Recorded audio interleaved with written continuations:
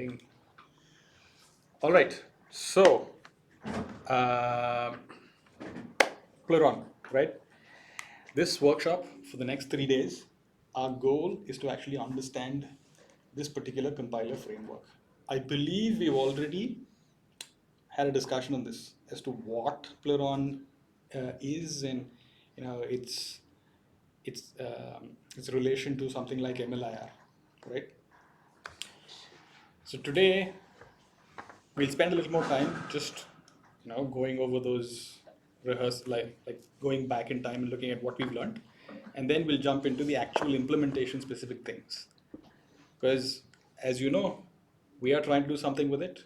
By the way, I will not be disclosing exactly what our plans are, because that's not something that we can disclose, but we will be working with Pliron. That is something we can disclose, right? So when you have questions, ensure that you keep those questions along those lines. Got it? Yeah. So, what is Pliron? It's an MLIR inspired extensible compiler framework, right? We've seen this already, where we've noticed that you can have things like IRs. Basically, an IR is something like this.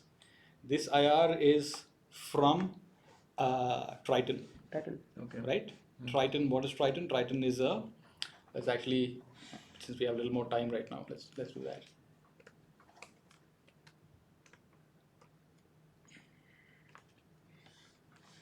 So if we go and look at, can everybody see this, or should I just increase the font size a bit? Yeah. Yes.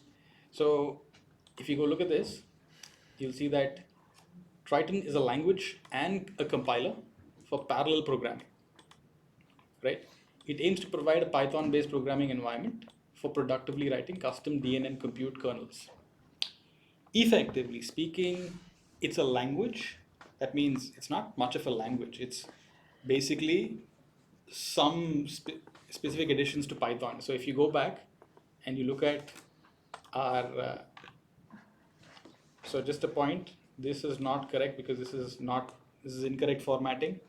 We'll correct that later. So Triton looks something like this. Yeah. Okay. Which basically means Triton is Python. High level with high level. It's very Pythonic. So the reason why they've chosen this is because what? If you go and look at something like the AI world, what do you get? You see a lot of them using Python. Dominates that world.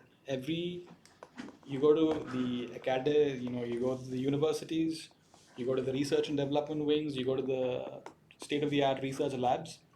Pretty much most of them are writing what are called compute kernels. Compute kernels are kernels that usually run on parallel processing hardware. In our case, that's generally a GPU. It's not only a GPU. It can be like a TPU from, let's say, Google's thing, which doesn't have any graphics capabilities. It does tensor processing. TPU stands for tensor processing unit. The thing is, GPUs are inherently parallel processing engines, correct? They will also, you could basically go ahead and say that, okay, graphics workloads are one, kind of workload. Then you can also have compute workloads. So the GPUs are being basically not repurposed, the GPUs are being basically used for a different kind of what you would call Application. yeah, workload. So in the graphics world, you do a lot of other stuff. You do like things like, rasterization and ray tracing, and a lot of stuff is involved over there, which inherently is parallel. If you want to display one frame after the other frame, each frame, the pixels in each frame, the colors that need to be shaded, they go through a pipeline, and that entire process can be heavily parallelized. That's why they use a GPU. That's why it's called a graphics processing unit, right? But in the last few years, not just in the last few years, even before AI came onto the scene, there are applications such as high performance computing. Like, for example, you want to look at rocket propulsion. You want to understand how that the fluid or whatever the gas that comes out of the rockets, backend, you want to figure out what sort of fluid dynamics are at play. Okay, so you need to model that. You'll use something like an HPC system, which usually is a parallel processing system. All right, that can make use of GPUs or not, depends. All right, so like that, you have things like simulations, fluid dynamic simulations again, that you want to do, or you'd want to do something to do with astronomy or something like that, where you need to crunch through a lot of data. All right, a lot of parallel work is what you use a parallel processing engine for. Make sense? AI is just another parallel processing workload, right? And the reason is because if you go and look at that transformer architecture that we discussed, you go and look at all the pieces that we looked at, you will see that a large part of that can be parallelized or has to be parallelized for you to gain any meaningful results, right? So that's the context. And this is an example of where, the reason we are talking about this is what is an IR, right? The thing about IRs are basically uh, you'd want to go ahead and say, okay, I have a piece of hardware, a processor. It could be a CPU, it could be a GPU, it could be another accelerator. All of them have their own instruction sets. They're all meant to be, they were all designed for a specific purpose, correct? Now, but each one of them can have different instruction sets. They can have different memory access patterns, all right? The load stores might be very different. On a CPU, you might do a lot of scalar loading and storing. That means individual elements will be loaded and stored. You might also have like a cache hierarchy attached to it. In a parallel processing environment, you probably will have a scenario where you're loading multiple values into memory. All right, or you're in a scenario where you're working on multiple uh, elements at the same time. That means you have multiple threads that are processing multiple pieces of data, right? So architecturally, parallel processors and your standards, superscalar CPUs can be very different. They can have different instruction sets, they can have different cache hierarchies, they can have different memory access patterns, correct? Yes? The thing is, how do you basically take your whatever workload that you have and then generate the most performant machine code for that particular architecture? How do you do that? Is the question. Right? We've looked at it so far. Today, what we have is we have a very well-known, widely used compiler framework called LLVM. Correct? Yeah. LLVM is pretty much the de facto standard right now. If you might also include something like GCC, but for all the modern work that we do, there's a lot of LLVM usage that's at play, right? Yes, of course. In our world, you also have your proprietary vendors who make compilers. Yeah, Green Hills. Then you've got a whole bunch of other players in our space, high tech and those guys. But that's all fine. What we are focusing on primarily is an open source solution. Number one, what is the available go-to option in the open source world is usually LLVM. Now, if you go and look at LLVM, you will see that LLVM has what's called an LLVM-IR, an intermediate representation. That means it says, okay, if you're writing code in a specific language, go ahead and map whatever that language's constructs are to LLVM-IR. Once you do that, you will now be able to code generate. That means generate code for a specific machine architecture. Yeah. Number one. Or you can go ahead and perform, before you generate that code, you can go ahead and perform some optimizations. right?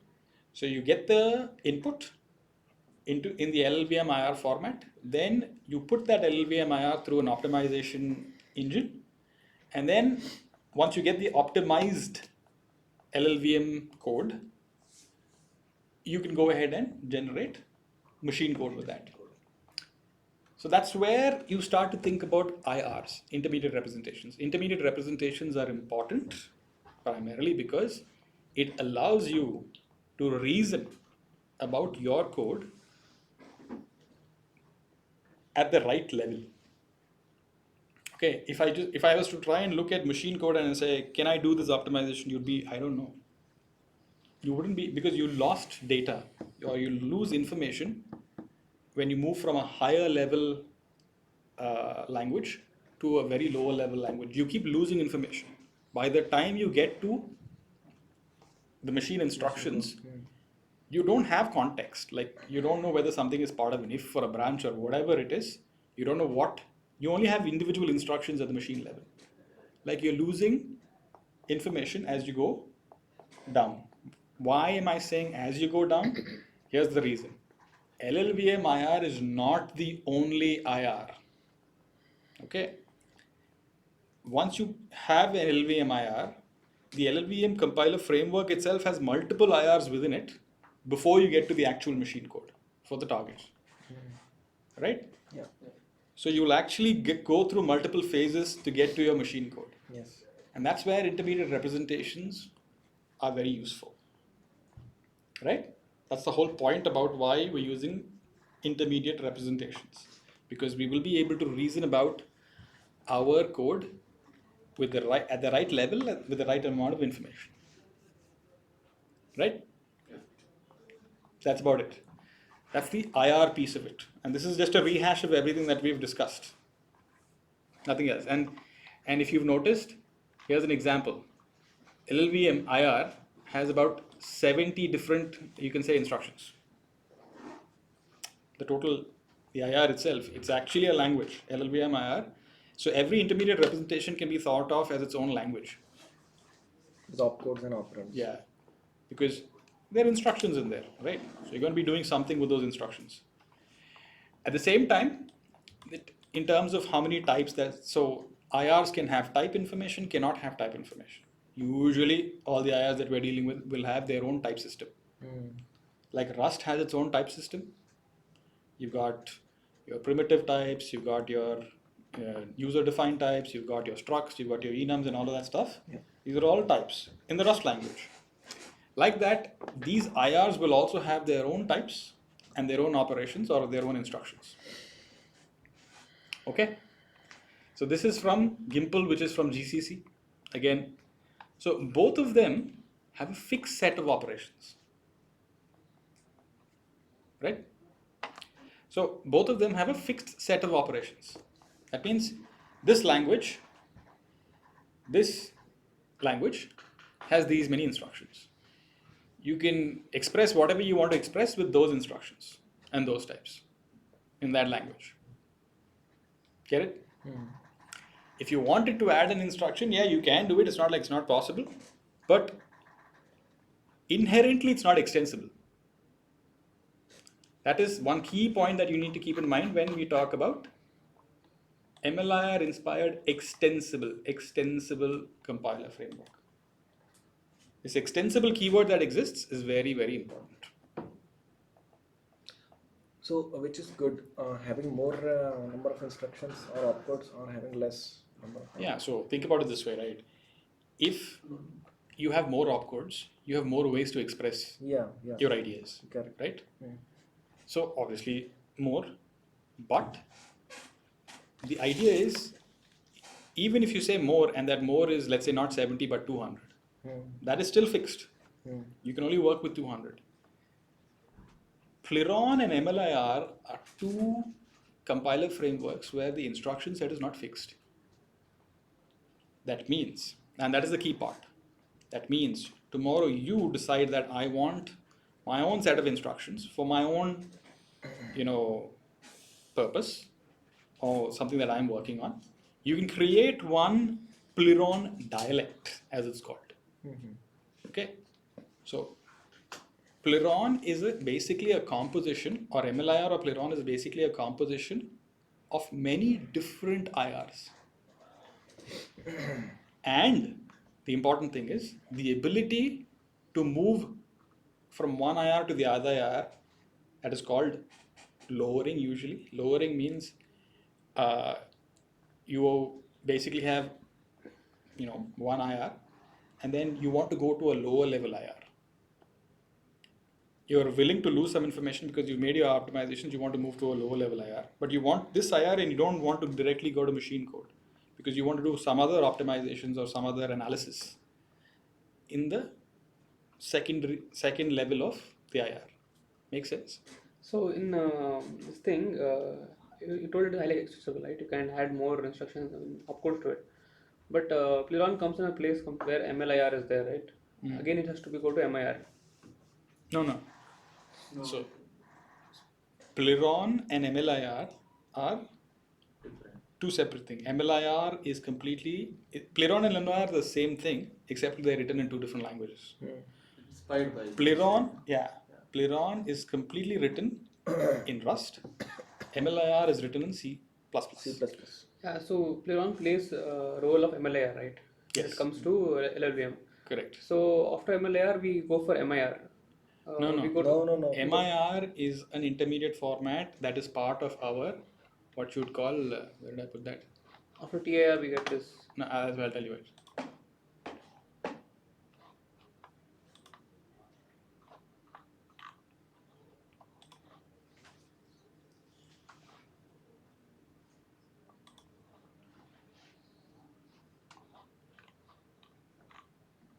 Yeah, you see this? There's another thing that I have here.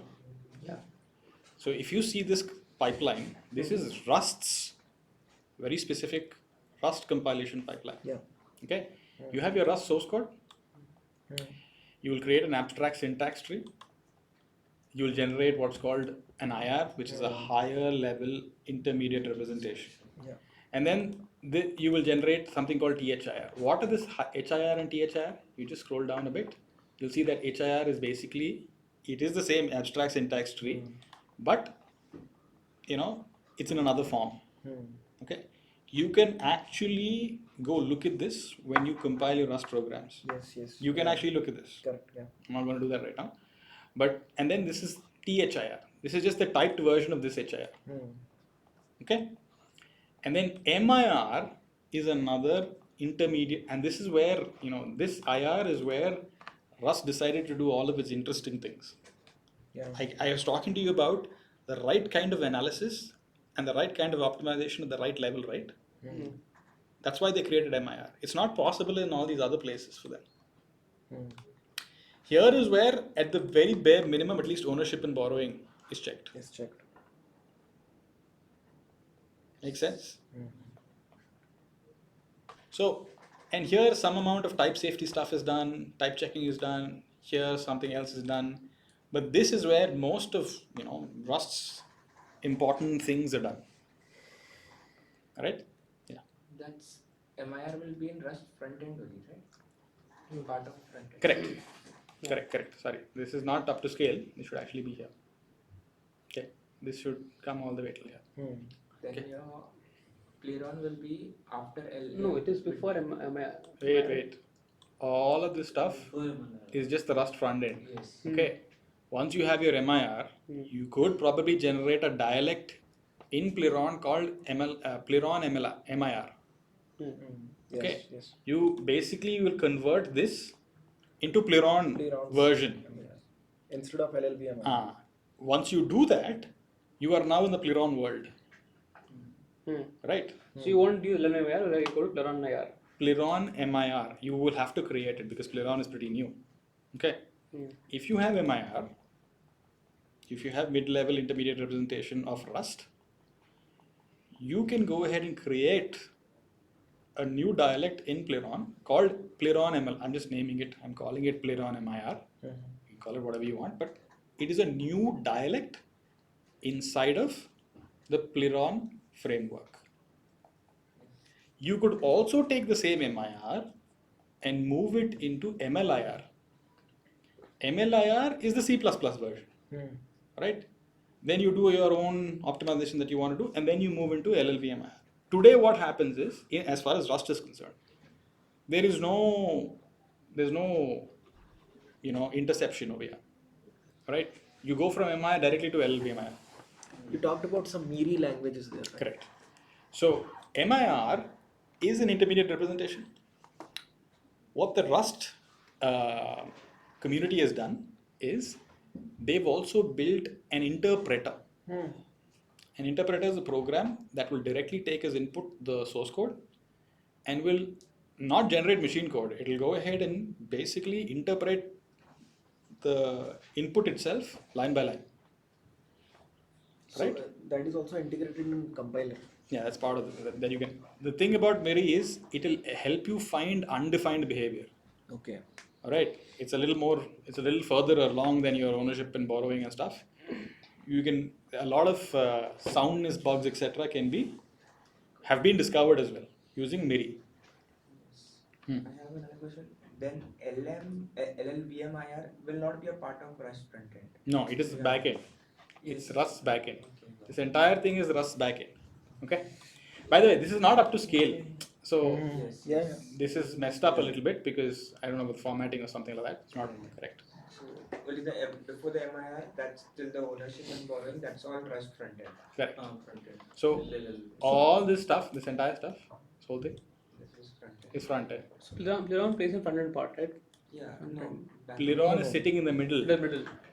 Middle level. So can we skip MIR and we can use Pliron thing from THIR? Can we use Pliron? Pliron is Because what- in here you're going to optimize. No, but at the end of the day, you need MIR, no? Hmm. This is Rust's workflow. Otherwise, you'll have to write MIR. MIR and MLIR is different. Yeah, but I'm thinking like extra more step to increase the. Without this, how will you generate your Rust code? See, as far as Pliron is concerned, you are taking one format and then you're converting it into the Pliron format. Once in Pliron format, you can do your optimizations or you can do your analysis and all those pieces. These are all transformations or analysis. This is what you do inside Pliron. But you actually need input, no, to do transformations or analysis. The input is this, MIR. usually. This is just, I'm saying we're not actually talking, I'm not disclosing whether we're actually writing it or not. But that's the way you think about it. Like Pliron is a optimization framework, you can say. No, using that we can do optimize. MLR. Correct. Pliron is, if you want to make it extremely simple, you can think about it as Pliron like MLIR. Pliron and MLIR are the same thing, right? Like Except OpenSSL, TLS we are doing that. No? what is that? The TLS in C also there. The OpenSSL. For the Not analogy in, he's saying. Acha, he's talking about analogy. Yeah. MLIR is, think about it this way. MLIR, so it's not exactly a library, but think about it this way. MLIR is a library written in C++. Pliron is a library written in Rust.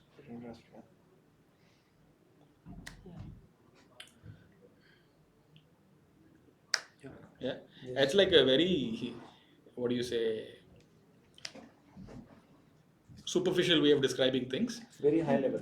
Yeah. So in MLIR there is optimization already defined, but in Pliron there are not defined it. You have, like, if you want to, like I told you, right, you can define your own IRs inside either MLIR or Pliron. In Pliron, only we are getting that language advantage or that memory safety types. No, in Pliron, what happens is, like, what happened, like, for example, the best way to explain this is, let me go back.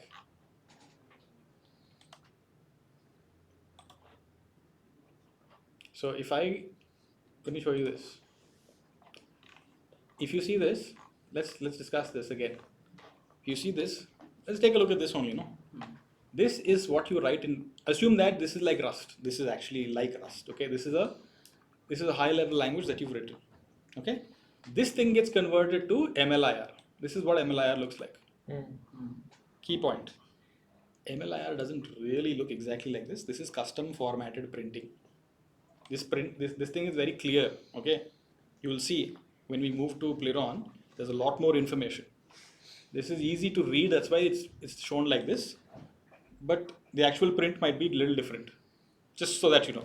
But assume that this is what, when you say that this is your Python code, you take that and you put it through the MLIR framework, you'll be able to generate, there is actually an MLIR Triton dialect. MLIR Triton dialect that is part of MLIR. That will generate this.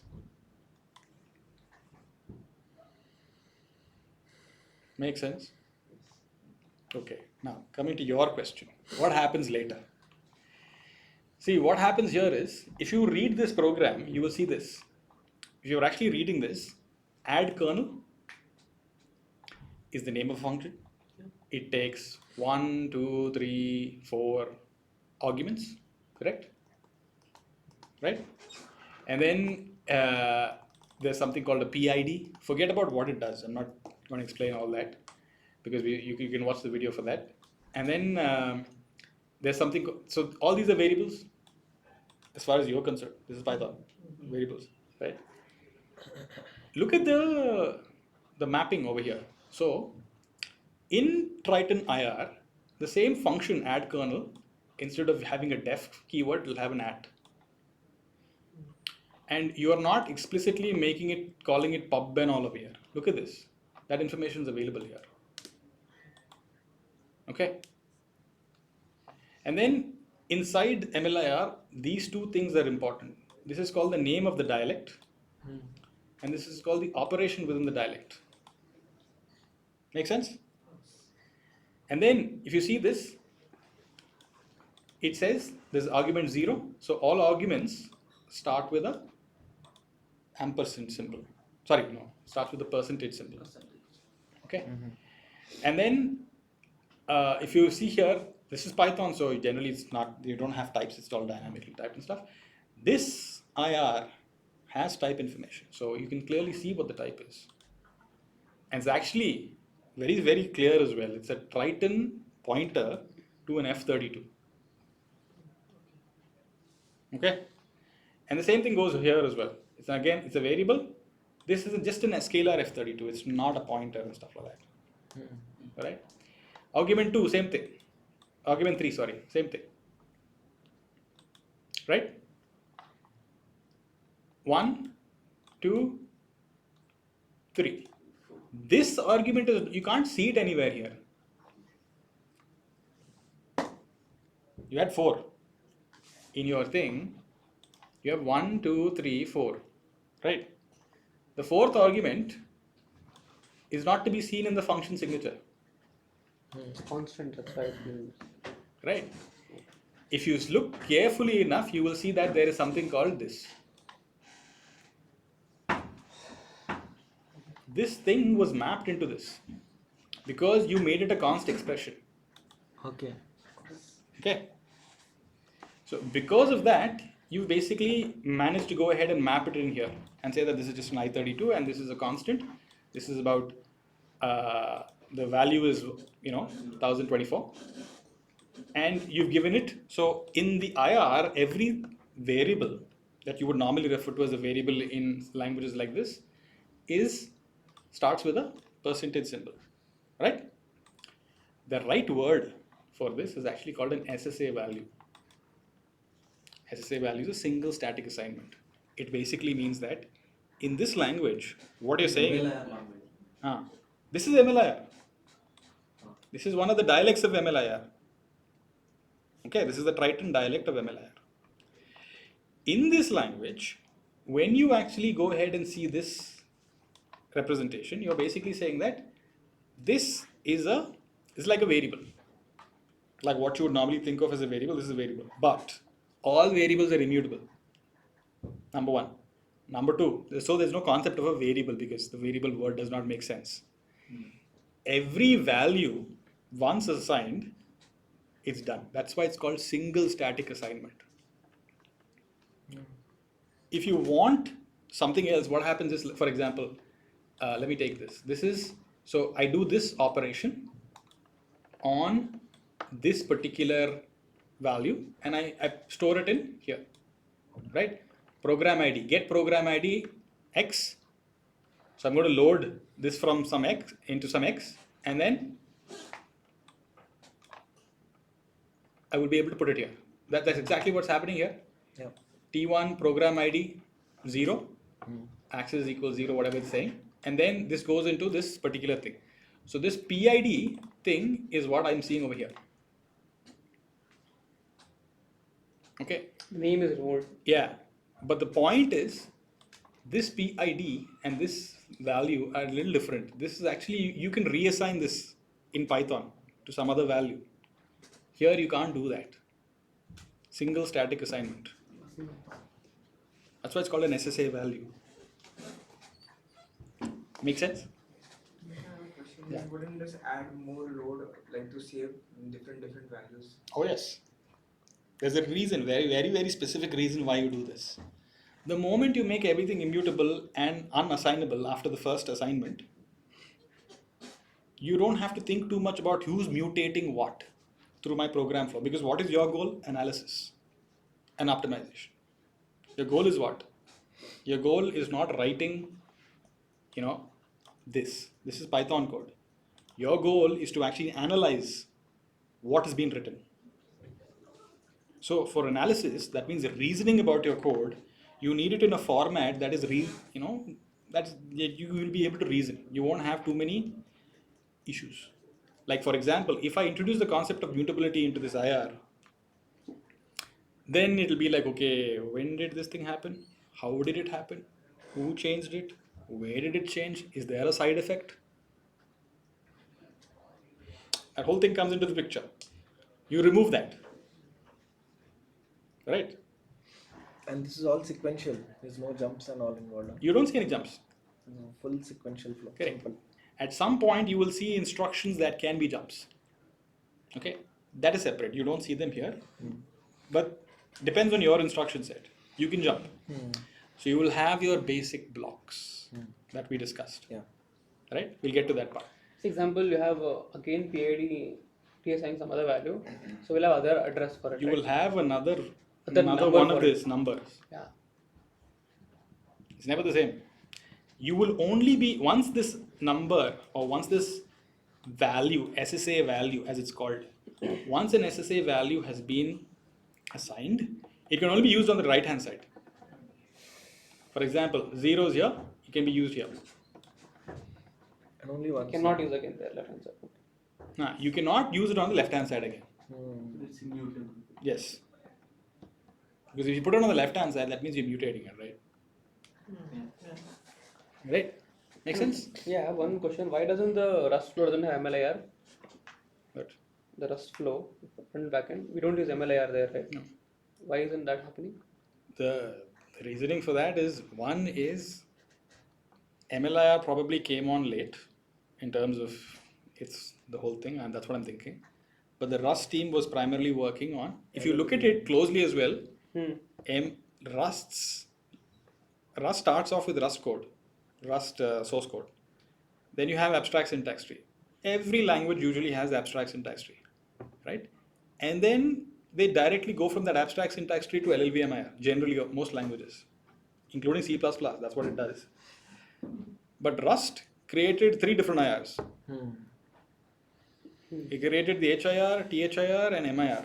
Does MLIR look they're like this sometimes?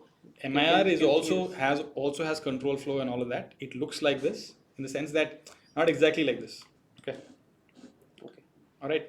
So what I'm trying to say is this particular stuff that you're seeing is MLIR. It's a dialect of MLIR. You are converting source code from Python.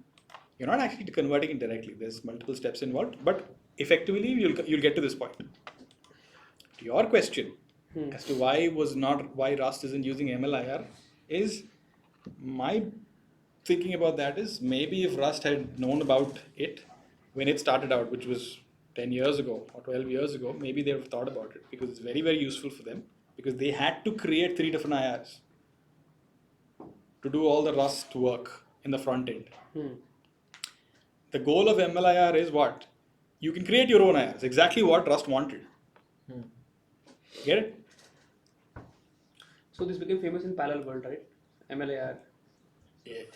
Not famous in the parallel world, but it got a lot of usage in the parallel because the moment it came onto the scene, there's a lot of AI work that's also being done. So Triton is one example that this Triton is actually from OpenAI. Okay. Then Meta has its own thing. It's also probably using some MLIR stuff. Then Google has its own stuff. Obviously for TPUs, it is using some version of MLIR called the tensor flow dialect. Okay. They define their own thing. The thing is, once you move into MLIR, MLIR is like it's like C++ libraries everywhere. You can call from one C++ library to the other. You can convert your types into the other dialect. So you can, like, let's say you have a instruction in one dialect. Okay, you can convert that instruction in that dialect into this other instruction in this other dialect. Get it? You can convert that because you know the rules and you're inside MLIR or Pliron and you know how to do the conversion. Get it? Yes?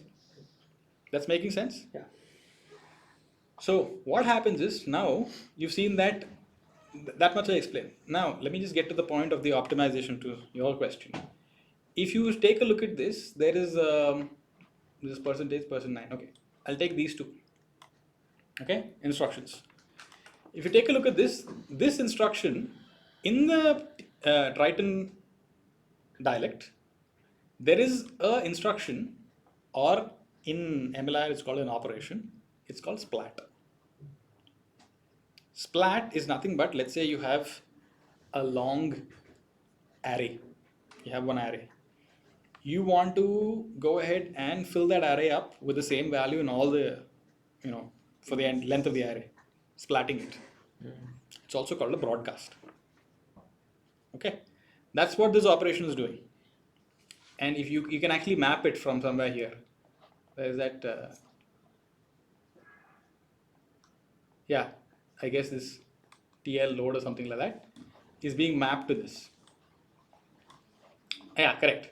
TL load this is a pointer, right? It's going to look at the pointer and then it's going to basically load the values from there into this, right?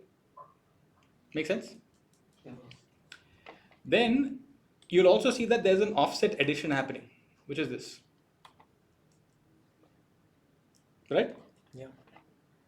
And this, if you see, notice that this is not Triton dialect. This is Arith dialect. There is another dialect inside of MLIR called arithmetic, which helps you do arithmetic operations. Very, very simply, it can help you do it.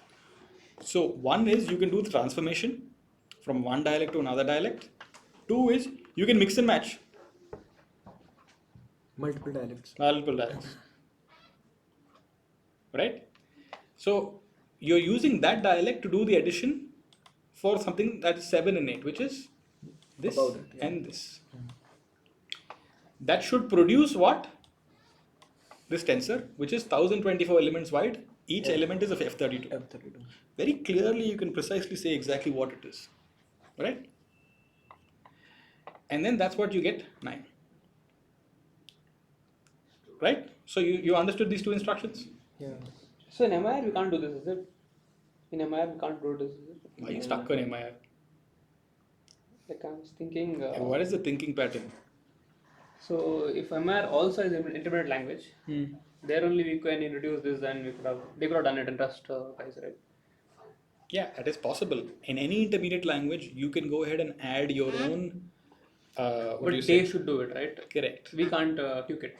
Not we can. We can. It's already it's an open source project. You can ask for it, but usually that's not going to work because MIR was built for a different reason, right? So the point is that's the point I was trying to say. If you want to extend that, if you want to put this stuff in there, be like, okay, how do I do it? And then you'll say, I'll do it this way. The team will say, why do we need it in here? Create one more. But what if the information is lost in MIR? What? MIR itself is very low, right? After that it goes to backend. But what if something is lost there? Oh, MIR is not low. Okay, MIR is not low level. It is still a much higher. You're doing borrow checking and ownership. You're checking ownership and borrow checking at that level. It's still a very high level. This thing. If your concern is that you are losing information, then you need to go ahead and look at other places. Let's say, what information am I exactly losing? Okay, am I talking about lifetime information? Am I talking about flow analysis? Am I talking about, usage like what is pointer analysis information? What am I missing exactly? That needs to be your goal. You should not think about it this way, saying that, can I do this in this IR? Why did we not do it? You can do anything anywhere. It's just an IR. Intermediate representations are what you make of them. Intermediate representations are whatever you want them to be, they'll be. The question is, do you want to do whatever you're trying to do at that stage in there? Okay. To also answer this question, the moment you convert MIR into Pliron MIR, it's the exact same thing except in Pliron format, MIR format. After you get into Pliron MIR format, then you can start doing your stuff like I'm going to show you. Okay, so after you get into this format, see what you can do. There's a lot of splatting and addition, splatting and addition, splatting and addition happening. Okay, splatting means broadcasting it, creating a tensor, then going ahead and doing the addition. What if I have a piece of hardware? There's a hardware instruction that does that automatically. I don't have to do this load and add and store. Load, add, store, I don't have to do. That is an optimization that I can do. So, I have a question here. yes. Like the instruction is not there in LLVM-IR. Like finally we are converting to LLVM-IR or Cranelift IR, right? So then how it will work? So that instruction is not there in there. No, you don't. You will. The idea is within the instructions that you have in LLVM-IR, you're going to express your idea in there. What we are saying is this particular two instructions that you have. You see, okay, let me show you. These two instructions that you have over here, it is a tensor operation. That means you're only working with tensor. You're taking in a tensor and then you're producing a tensor. Can I just do a tensor scalar? Because what I'm doing is I'm taking a tensor, which is an array, and I'm adding some value to each element in the tensor. Yeah. But I have to create two full tensors, then do the addition, and then produce the result. That's a bigger operation. Okay. Correct? Okay. Some hardware already provide tensor scalar operation capabilities. So what I'm going to do is, I am basically going to replace these two with something like this. Okay. So when we generate, let's say, code generation, whenever we want to produce LLVM-IR, the instruction that's going to come out of it is going to say, okay, this is what I want to generate, and whatever instructions you have in LLVM-IR, go use that only. You're not going to use anything extra. The thing is, the way you generate those instructions will determine what machine code is generated. Like, for example, I'm going to add in this tensor. I have one question here. So who is going to do this analysis? That's there are 3 splat and 3 add. Us. We first figure out, what my code looks like. What am I seeing? Then I will write an optimization pass. In Pliron. In Pliron, I will write an optimization pass. The next time that it sees any of this pattern, it's going to go ahead and replace. This is ulta. Wait. Mouse is scrolling ulta. So these two operations. Will be converted to just this one. There is Right. still the human intervention involved. But that too only if hardware supports. Yeah, this is an optimization that I'm making only if the hardware supports it. Okay. So to your point, it's not human intervention as such. Okay. You are writing an optimization that's going to be part of the IR. So the moment you convert from this, But I need to analyze first what the IR is created. you only do it once, no? Your analysis that you write. So you'll look at this code. This has been written this way. You're assuming that anytime that this code is generated, I will see these instructions. If I see these instructions, I've already written a pattern that will become part of the optimization path. That means I'll go from here to here, and then after my optimization, same thing will be there except with these flags. Except with the new So it's dialect. like a pattern Correct. matching. If we see this pattern, Yes. It is a very simple way of saying things. Okay. Very It's simple. a very simple way of saying things. Exactly. At the end of the day, this is like an LLM, pattern matching. Okay. That's what you're doing. Make sense? Yeah. So, you'd be surprised how much of your life is all about pattern matching. Right? So, anyway, I'm basically saying don't do the tensor, do the tensor scalar if the hardware supports it, right? And that's why I will create a separate dialect in there probably. It doesn't have to be a separate dialect. It can be the same dialect. I'm just showing an example saying I'll create my own MLIR dialect because I don't have any control over arith dialect because that's a standard dialect inside MLIR. Then I'll add tensor scalar operation. Then I'll say take a tensor, take a scalar and do it. Bas, that's all I'm saying, nothing else I'm saying. The moment I do this, I have now moved because many hardware architectures natively support vector scalar or tensor scalar operations, but the arith dialect in MLIR does not provide native support for them.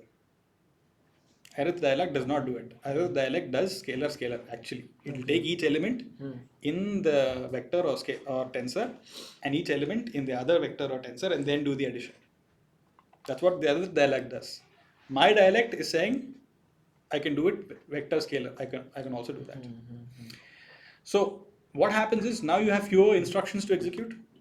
So that obviously has a benefit in terms of performance. Then you're not doing all these like creating a tensor, then adding it to another tensor, and then so load, add, store, not happening. This eliminates the overhead of creating and managing tensors for repeated scalar values. This is just a very simple optimization that we've talked about. Make sense? This is what you're doing. Okay. Finally, what happens is when you come down to the point where you're saying, now I'm ready to output to LLVM-IR, this instruction will probably be mapped to something in LLVM-IR that will allow it to say, okay, if the hardware supports it, LLVM-IR knows that if the hardware supports it, I will generate separate code. If the hardware doesn't support it, I'll generate my normal code. Get it? Yeah. Question? Yeah.